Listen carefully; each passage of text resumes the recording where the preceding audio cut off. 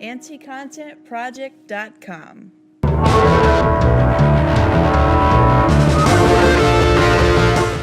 Hello! Welcome back to She Served Too! I'm Genevieve. I'm Jalisa. And today we are talking about holidays in the military. Yes, and what that looks like, or what that was like for us. Yeah.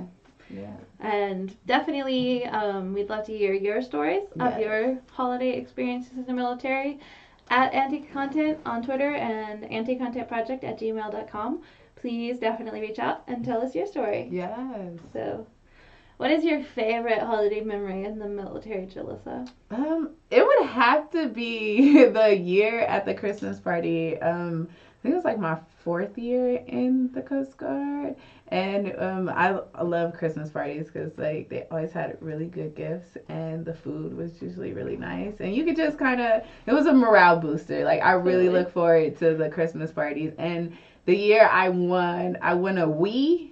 I was actually always good at winning. Like first, I'm like always like I'm gonna go win. Like I got an Xbox 361, an Xbox One. Yes. Like, back in the day, or maybe it's 60. I don't know. It was whatever it was. Yeah. Time. But I actually won it, and that was crazy. Yeah. So yeah, that was probably my like best memory. Like, is I won the Wii, and I was so excited to go home and like show my kids. Like, look what mommy won! Like, look, we're gonna play. We still have the Wii too. Like, we don't play it as much, but we still have it. So my husband's squadron is a security forces, so they have they still have to have people working. So not everybody gets to go to the Christmas party, and last year he didn't get to go.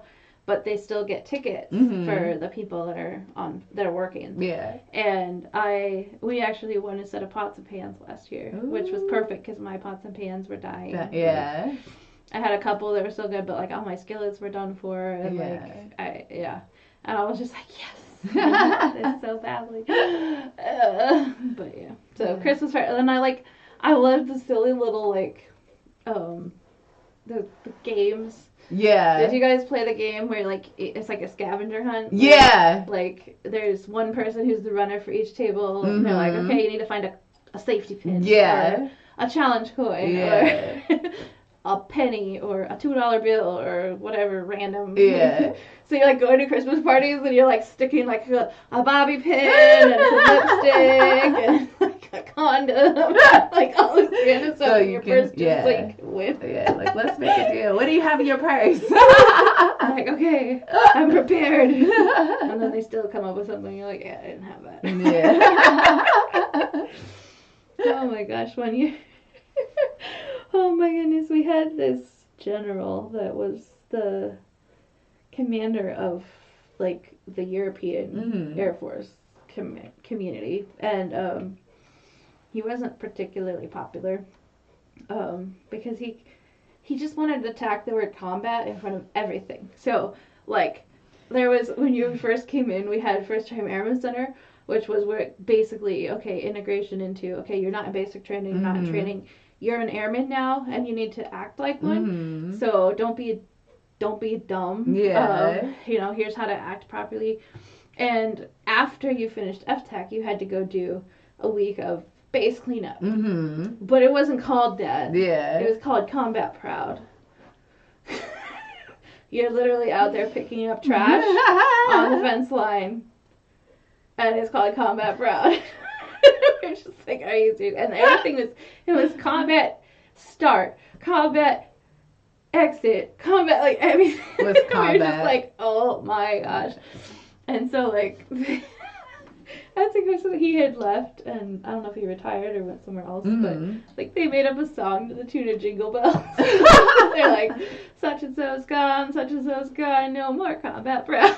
It's just like just the funny, or they'd come up with weird versions of the 12 Days of Christmas. Or, that would apply to, and it was just, Christmas parties were so much fun. It was like the day that everyone was equal. Yeah. Like, not in a fraternization way per se, Yeah. but like so much of the time, like you couldn't have certain ranks together and yeah. everything. But it was like the Christmas party or the holiday party, whatever you want to call it, Yeah. was like the one day where we were just all airmen. Everybody was just dressed up. And we're all dressed up and having a good time and getting a little, some people are getting a little too drunk, but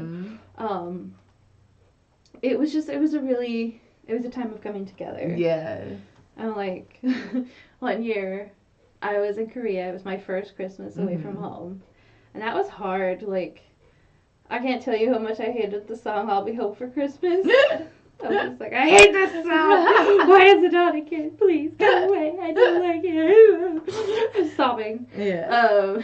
But I got invited to the 7th Air Force Christmas party, which was mostly pretty bigwigs, but I guess they needed an airman to come, and I'd sang the national anthem for a bunch of different events, so they're like, we'll have you come. And I had been in for almost a year at that point, and you know, I ate at the dining facility. I was really active in the hospitality house in Korea, which was cool, but everything I did was like a buffet line. But at this particular Christmas party, they served us family style. So each table had their own turkey, had our own bowl of mashed potatoes. We had our like, and like I remember just sitting at this table and just like tears streaming down my face, and I was just like, this is close to like home, but it's not. This whole like understand, like I don't know, like the power of that simple thing to kind of just like give me a taste of home when I was feeling really homesick, because it was my first Christmas away from my family, and that was pretty cool. To have the support and the, like, you know, the camaraderie, like the atmosphere, and just to be, you know, so you're not lonely and to feel included. That is important, especially when you're out there fighting, serving your country, and you know, you do make those sacrifices of, you know, being out there. And to the civilians watching this, please know that your care packages of candy and Christmas cookies and little Christmas ornaments and things to spruce up our offices with decorations mean a lot. Like you may think it's not a big deal, but to us it was. It was. So thank you. If any of you are those who are doing that kind of stuff, thank you. And thank you for all the people, because I honestly, like, being a non-rate, like with a family and stuff, like not having a lot of means, like monetary, we never had to go without, like Christmas time, Thanksgiving time, like they were always giving us turkeys, they always gave us like Christmas trees, like my kids were able to experience, like my last duty station in San Francisco, like they had like this Santa event, like where they had like they had games, they had balloons, they gave the kids Christmas gifts. They definitely, like, I really appreciate like all the love and the support, like the gift cards for food, like that came handy so many times, like, and thanks for donating, because that really does make a difference. I know we had a couple of years back, it was just really hard. My husband's truck needed a new transmission in November, and I was still waiting on my VA benefits. Like, ends were tough enough to meet as it was, and you know, just having organizations be like, hey, we'd like to give your kids some Christmas presents, or this, like, one year my husband was in Afghanistan. This was insane. He was in Afghanistan, and he was gone for 9 months. He left in August, and the kids were like 3 and 5 or something at the time, and we got a phone call from his first sergeant saying, hey, there's some community that like wants to adopt you guys. And I was like, okay, cool, thanks. And like, finances were very tight, because when you're deployed, finances never work properly, because they'll forget to pay you what they're supposed to pay you, or just better, they like. So, like, we were being underpaid a significant amount every month, and just barely making it by. And this community adopted us and one other family, and it was like a whole housing community out in like pretty upper end, like Henderson. they showered us with gifts, so many gifts and gift cards, and like it was just insane. Like, we were blessed beyond blessed by just the generosity of these people. And like, it's a Christmas my kids will never forget. Like, they're just like, of course they came and they're like, oh, we're Santa, and so my kids were like, yes, Santa was pretty cool. But I mean, like, it was so funny because it was about the kids, and I didn't expect anything. And it was so funny because I'd been at like TJ Maxx or something, and they had one of those like super soft plushy blankets, and I was like, I want one so bad, but I just can't afford it. And lo and behold, they're like, nope, we needed to give you something, and they gave me that blanket. Aww. And like, it was just like like so powerful, just like this little thing. And then like, they gave me a gift card for like Lane Bryant, so I could get some clothes for myself, because like, I was all focused on them. And, like, my kids got a giant teddy bear. Like, all this different stuff, and it was amazing.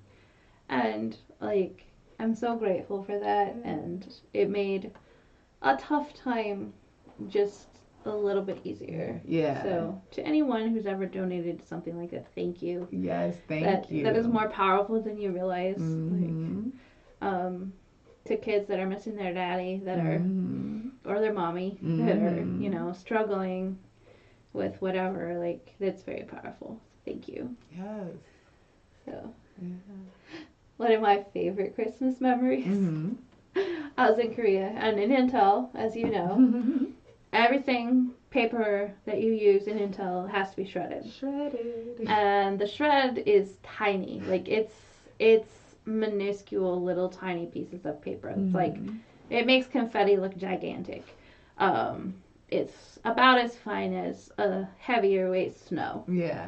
So we were trying to decorate our office, and we really didn't have much to choose from.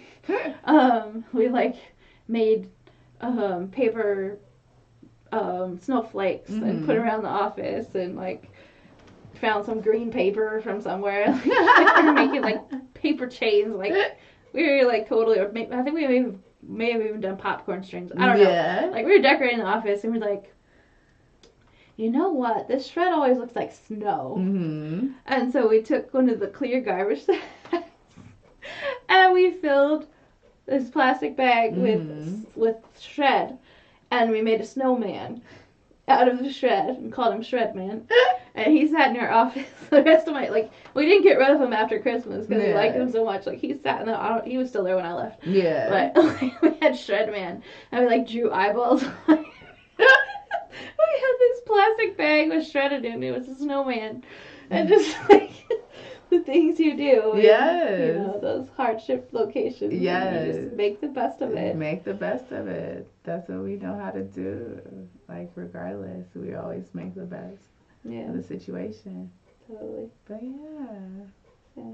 Anything else? Any other big holiday memories you have? Holiday memories, and I don't know, just going to the holiday parties, like, that was pretty much my thing. Like, the last holiday party I went to, all the officers broke out and danced. Like, that was really funny. That was a good laugh. Like, I forgot what song they were dancing to, but they had the whole dance routine, and that was very entertaining. They had karaoke, not dance offs, but karaoke offs, lip sync competitions. There you go. And it was so funny because I was at my husband's party when he was deployed yet again, and the anthem of security forces is "Don't Stop Believing" by Journey, and at this particular party they had all these really random songs that nobody knows. And then they had "Don't Stop Believing." I'm like, that's not even fair. Because, of course they know that song. Everybody knows that song. You can't have that compete against, Lady Gaga's, "I Was Born This Way." It's not the same. But just, the random competitions and the scavenger hunts. And Yeah, scavenger hunts. Did we already talk about scavenger Yeah, we were hunts? talking Yeah. about the scavenger hunt Oh my goodness. earlier. Yeah, that So, it is. It's fun during the holidays. But there's a lot of people that aren't able to get to their families or aren't able to spend that time, and they do make that sacrifice for the greater good of all of us involved. yeah. Just you be grateful and appreciate, everybody's sacrifice, and just be aware and enjoy your family. If you know a military family out there that may be dealing with a deployment, think about just saying hi. Yeah. It doesn't have to be a big, huge give us a bunch. No, No. if anything, a lot of times we're just looking for that human connection Mm-hmm. at a time when we feel really alone. Yeah. So, yeah. Yeah, that's good. Well, thanks for joining us today. Thank you This guys. has been our holiday edition of She Served Too, and we're so glad you're joining us. Yes. Thanks a lot. Thanks. Bye. Bye.